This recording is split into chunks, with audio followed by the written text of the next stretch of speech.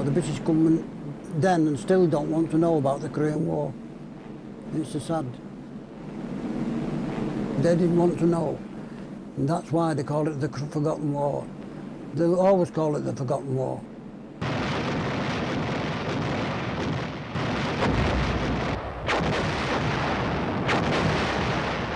When the big talks are finished between Trump and the North Korea, the first thing that's got to be done there, of course, is for North Korea to say it wasn't an armistice, it's a finished war, it's a war that's finished. At the moment, technically, they're still at a state of war.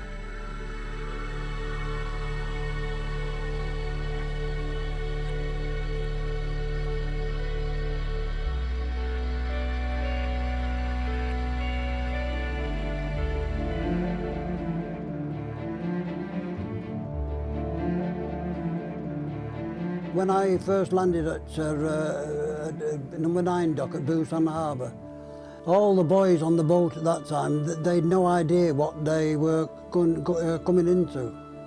I was a coalman, so my job in Korea was obviously collecting the dead bodies, recovery team.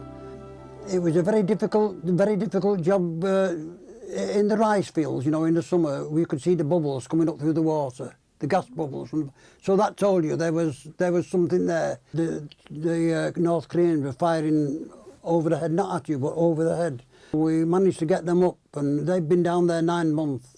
And there was nothing left of them hardly, only the bones, and we cleaned them up and separated them, and burying them at the cemetery at Busan. We were like the last father they had, the last person to bury them.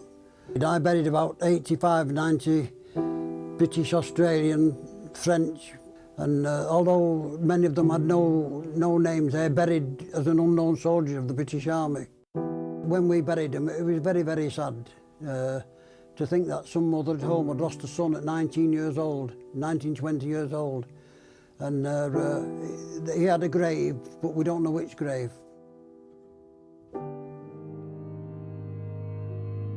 When I first came back to the UK, it was very hard for me to settle down into a job because what I'd seen in Korea was just unbelievable, terrible. The amount of men, women and children in Korea who were slaughtered, murdered, they weren't soldiers.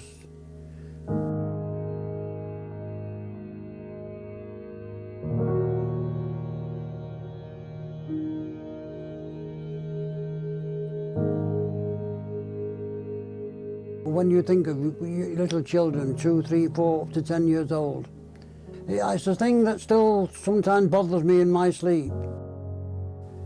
But I get over it, And over the years, it's never lessened. Over the years, it's always been there.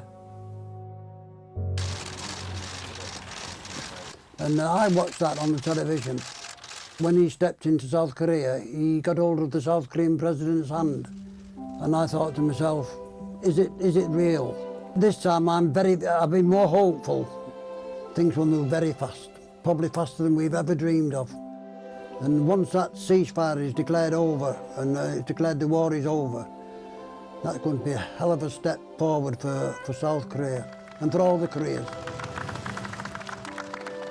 If just those soldiers who died could just think that what they've died for is now coming to a fruitful ending. Truthful conclusion. We knew who they were, with no name. No name.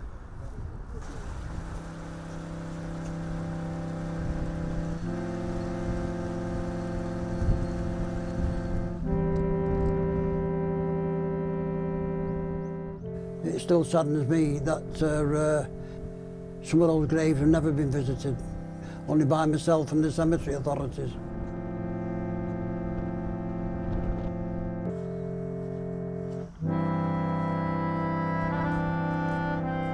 When my final day does come, that my ashes will be buried in the cemetery. If I finish there, that'd be a happy ending for me. Yeah, be with my comrades, yeah. My comrades died in Korea and were buried in Korea, and the same thing would happen to me. I'd be happy. Dead, but I'd be happy.